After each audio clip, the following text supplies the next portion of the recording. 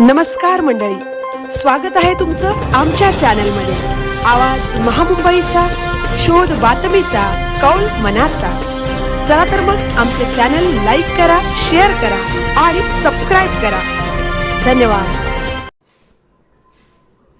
कर्जत तालुक्यातील चिंचवली गावात चोरांचा धुमाकूळ। चिंचवली गाव हे भिवपुरी रोड रेल्वे स्टेशन नजीक असल्याने चोरांना येण्या जाण्यासाठी ट्रेनचा सर्रास चुकीचा वापर करताना दिसतायत। कारण 15 डिसेंबर रोजी गावातील टू व्हीलर चोरण्याचा प्रयत्न केला होता, परंतु आजूबाजूच्या घरातील उठल्याने तो प्रयत्न त्यांचा फ्लॉप झाला।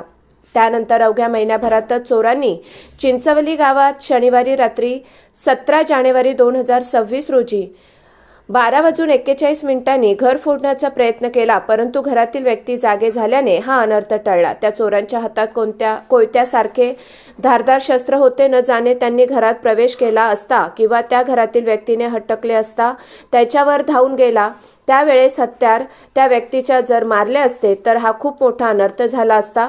सांगायचे झालं तर 12:30 हा टाइम गावातील व्यक्ती झोपायचा सुद्धा नाहीये, परंतु त्या चोरांची हिंमत बघता असे दिसून येते की त्यांना कशाचीच भीती नाहीये।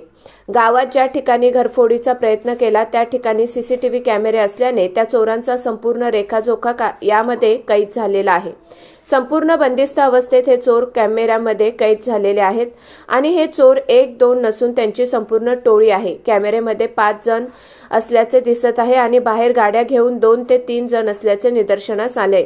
कशा पद्धतीने त्या व्यक्तीवर ते धावले गेले हे सुद्धा कॅमेऱ्याने कैद करून घेतले आहे। चोर शातीर दिमाखाचे होते। त्यांनी कॅमेऱ्याची वायर राउटर फोडले, परंतु कॅमेऱ्याने या गोष्टी कैद केल्या।